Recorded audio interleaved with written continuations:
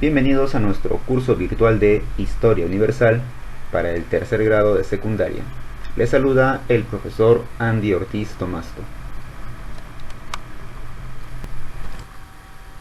En esta sesión vamos a trabajar la Gran Guerra, también llamada la Primera Guerra Mundial, que es un conflicto bélico que abarca desde el año 1914 hasta el año 1918 y formalmente termina en el año 1919. También se le llama la guerra total porque es una de las que más destrucción ha causado, una de las más sangrientas.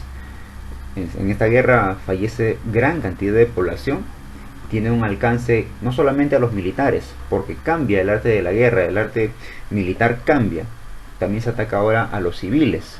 Es por eso que es una guerra bastante destructiva. Para empezar, conozcamos las causas que motivan esta guerra. En el aspecto económico, que es lo más importante, recuerda que la economía mueve la historia, entonces el imperialismo, llamado también el capitalismo salvaje, donde los estados, los imperios, las monarquías, buscan cada vez más colonias para aprovechar su mano de obra, sus recursos, la materia prima, los mercados y controlarlos económica y políticamente. Entonces, en este proceso de colonialismo, que también entra a tallar el aspecto político, ocurre un desigual reparto colonial y el país menos beneficiado va a ser Alemania. Eso lo lleva a un revanchismo, porque mientras todos los países se están repartiendo a África, Oceanía, Asia, Alemania queda relegado. No tiene muchas colonias y las colonias que tiene no son tan productivas. Entonces eso le genera revanchismo. Ya tenemos el revanchismo por parte de Alemania. Además, el revanchismo de Francia.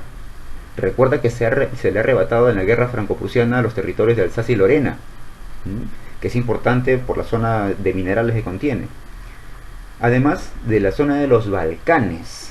Esto involucra tanto revanchismo como imperialismo, porque tanto Austria-Hungría como Rusia quieren tomar posesión de esta zona. En el aspecto político-militar hay que mencionar obviamente la carrera armamentista. Ya nosotros hemos hablado sobre la paz armada y en esta época pues la segunda revolución industrial ha contribuido mucho al desarrollo de nuevas armas más sofisticadas. En el aspecto social hay que considerar el nacionalismo de países como Alemania, Italia y Austria-Hungría, que tienen un nacionalismo extremo. Y en el caso de los países de la zona de los Balcanes también se vive un pan-eslavismo, es decir, quieren formar una sola liga eslava, una sola liga de los Balcanes. ¿Qué pasó con el movimiento obrero? Bueno, en esta época se le ha denominado revisionismo, ya que sus características varían. Los obreros buscan conciliar con el capitalismo. Acá se muestra la debilidad del obrero. Es por eso que esta guerra, motivada por la burguesía, va a tener a un obrero débil. Y como excusa, como pretexto, van a buscar solamente un pequeño acontecimiento que haga de estallido para el inicio de esta guerra. No te olvides que hay tensiones militares. Lo hemos visto en Marruecos, en los Balcanes, debido a las alianzas políticas militares que se han formado. Por un lado la Triple Alianza y por otro la Triple Entente. Entonces, el pretexto, dentro de todas estas causas, el pretexto, el asesinato del archiduque Francisco Fernando, príncipe heredero de la corona a Austria-Hungría. Vamos a ver cómo fue el estallido para esta guerra, cuál fue el detonante que dio inicio a la Gran Guerra. En imagen vemos al archiduque Francisco Fernando, heredero al trono del imperio austrohúngaro. En esas fechas, Francisco Fernando se encontraba de visita diplomática con razones políticas, pero fue una visita bastante polémica en la zona de Bosnia. Bosnia era un lugar importante y Austria-Hungría quería anexarlo a sus dominios, pero Serbia, que estaba desarrollándose en la zona de los Balcanes, también quería anexar a Bosnia y quería el apoyo de Bosnia para formar un sólido frente militar en la zona de los Balcanes e impedir que Austria-Hungría se apodere de toda esa zona. Ante estas circunstancias tan complicadas y la falta de popularidad que tenía Francisco Fernando en esa zona de Bosnia, se le suma el surgimiento de un grupo terrorista llamado La Mano Negra. Este grupo terrorista tenía ciertas negociaciones con el Estado serbio, pero no estaba demostrado, solo eran puras conjeturas. Dentro de esas negociaciones se había afirmado que la visita del archiduque iba a ser atentada. El archiduque iba a sufrir un intento de asesinato y ya se había anticipado. Entonces el gobierno serbio no sabía si comunicarle al imperio austrohúngaro de la posible amenaza, y de esa manera se podía evitar una guerra.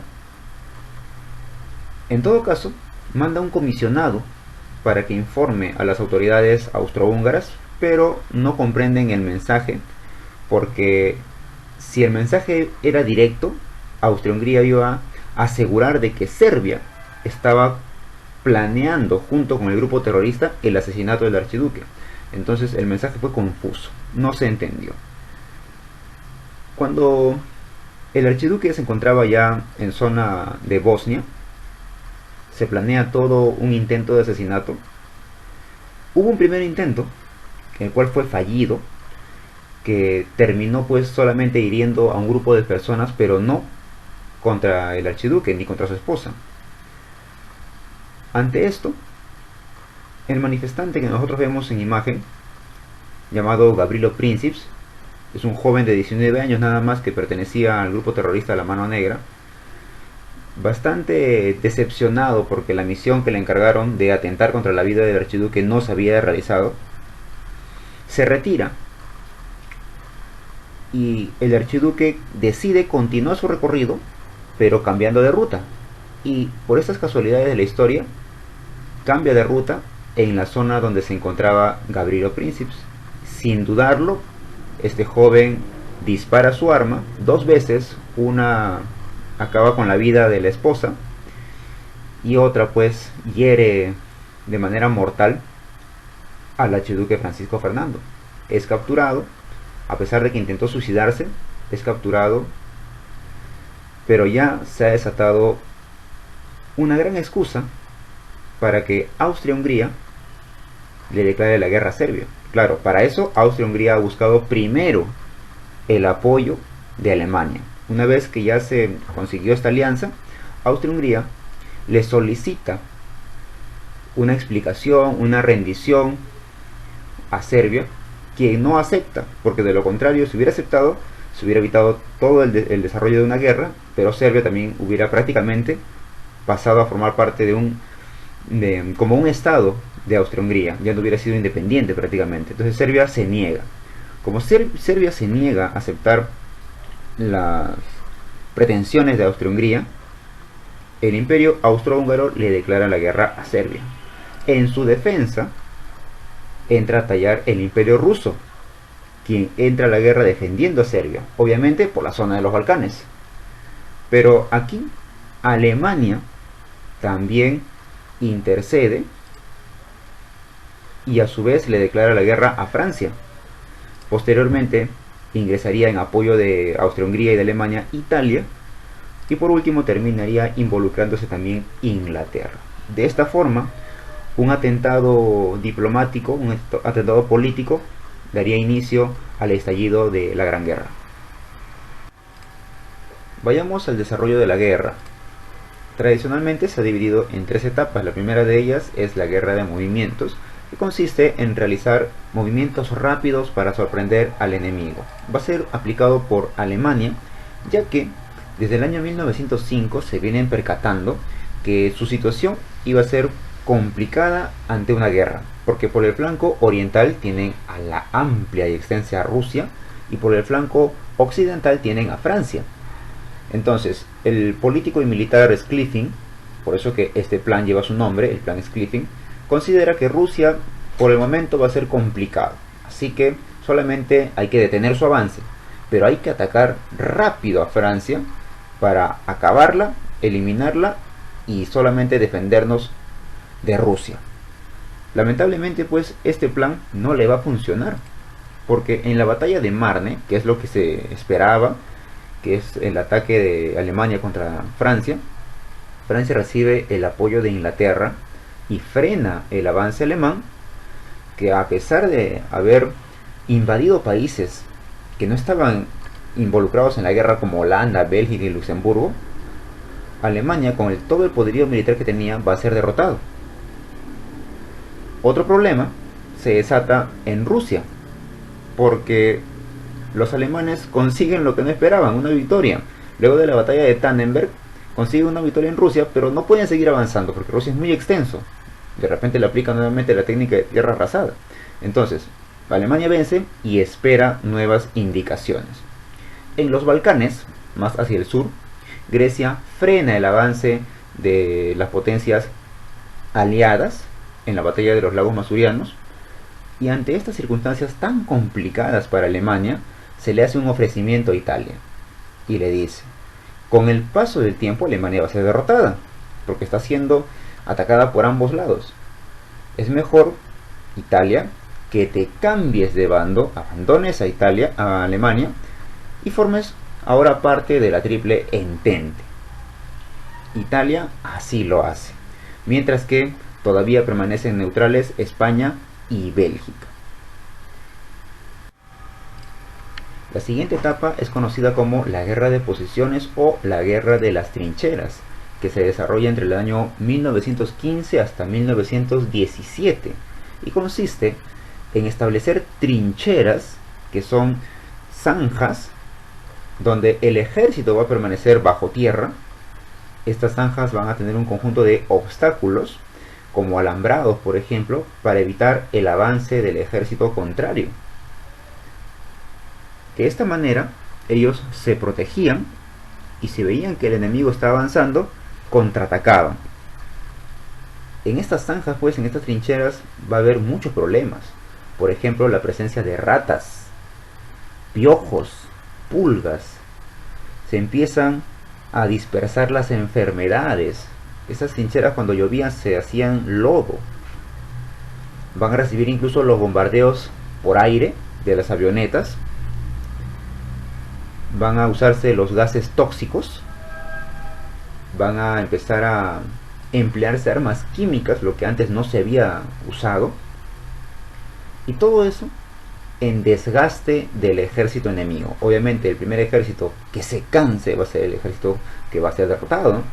Pero, por ejemplo, tenemos la batalla de Verdún, que es la batalla más larga y la más impactante de la Primera Guerra Mundial, porque inicia el 21 de febrero y termina el 18 de diciembre del año 1916, que deja al final un saldo de 750.000 muertos. Una batalla entre Alemania y Francia que fue sumamente sangrienta. Acá tenemos la estructura de una trinchera. En la parte de la derecha se puede ver la zona de reserva donde se encuentran pues los altos mandos. Más adelante una primera línea de soporte, que es la parte final a la cual se espera que no llegue el enemigo, un conjunto de alambrados, un conducto de comunicación para la trinchera inicial, nuevamente los alambrados y el ejército esperando el ataque, ¿no?, del enemigo. Acá también se puede ver otro panorama de cómo era la estructura de una trinchera, que podía recibir ataque y bombardeo aéreo, y la artillería pesada recién se encontraba al fondo, en la última línea. Claro, tenía mayor rango de alcance, obviamente. Y la última etapa, que es el fin de la guerra. Ya los ejércitos se encuentran sumamente agotados, cansados. Alemania ha soportado varios años esta guerra de trincheras, que es bastante agotadora, y como diría el comunista francés Henri Barbusi, dos ejércitos que se enfrentan es un gran ejército que se suicida, haciendo un llamado a los obreros de no participar en esta guerra, pero el sentimiento nacionalista primó por sobre los intereses de los obreros y cada obrero decidió combatir por su país, por su nación. Tanto los socialistas alemanes y franceses van a participar en esta guerra, ¿no?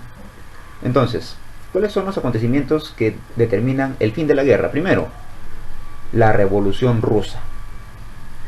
En primera instancia, Rusia tiene una revolución en febrero que no cumple con las expectativas de la población, porque la población exige dos cosas: alimento y paz. Y el gobierno no le da la paz tan ansiada. Es en octubre recién que llega Vladimir Lenin al poder, y con Lenin Rusia se retira de la guerra, firmando el tratado Brest-Litovsk. A eso se suma la intervención de Estados Unidos. ¿Cuál fue el pretexto que busca Estados Unidos para inmiscuirse en una guerra que no le pertenecía? El hundimiento de su barco Lusitania, supuestamente por un ataque alemán. Muchos creen que fue un autoataque. Estados Unidos hundió su propio barco para poder ingresar a la guerra en el año 1917, cuando ya los ejércitos estaban desgastados. Entonces, hay que cambiar la mentalidad de las personas norteamericanas que no querían que Estados Unidos participe. El presidente Wilson hace toda una campaña propagandística y logra convencer a la población de enlistarse en el ejército, de aceptar la participación de Estados Unidos en esta guerra, y llega pues con un ejército sumamente morado, fresco, apoyado por su gobierno de 4 millones de soldados directos a participar en la guerra en Francia contra Alemania. Con la intervención de Estados Unidos en la guerra, el presidente norteamericano Woodrow Wilson establece 14 puntos diplomáticos para convencer a Alemania de que se rinda. Esos puntos decían pues que Alemania no iba a ser maltratada luego del Tratado de Versalles, no se iba a tomar represalias, no iba a ser perjudicada. Con esas condiciones, Alemania acepta su rendición y acepta que los países que han ganado la guerra elaboren el Tratado de Versalles con esos puntos. Pero cuando participan los países, que son Estados Unidos, Inglaterra, Francia, incluso Italia, que recuerda que se ha cambiado de bando, para establecer el Tratado de Versalles, hacen todo lo opuesto. Por ejemplo, como único responsable de la guerra lo ponen a Alemania, y desde ahí ya empieza mal. Se le exige el pago de una fuerte indemnización. Se le arrebatan los territorios y las colonias a Alemania. Se le establece limitaciones militares, como por ejemplo que el ejército alemán solamente puede tener como máximo 100.000 hombres, no más. No puede fabricar tanques, no puede tener artillería pesada. Se le prohíbe a Alemania tener marina de guerra y fuerza aérea. Se le exige la devolución de Alsacia y Lorena. Y con esto se tiene un nuevo mapa de Europa. Entonces, el Tratado de Versalles terminó siendo humillante para Alemania. A esto se suma otros tratados, como por ejemplo el de Trianon, que se firma con Hungría, el de Saint-Germain, que se firma con Austria, y el de Sèvres, que se firma con el Imperio Otomano, que se desintegra y pasa a formar el país de Turquía. Entonces, ahora comprende por qué Alemania queda con cierto resentimiento, con una actitud revanchista luego de la firma del Tratado de Versalles. Incluso Italia, porque Italia, que participa de este tratado, no recibe los beneficios que se le habían prometido. Primera pregunta de la autoevaluación. El bloque militar de Alemania y Austria-Hungría en la Primera Guerra Mundial se denominaron los países del eje, las potencias germánicas. Ellos eran las potencias centrales.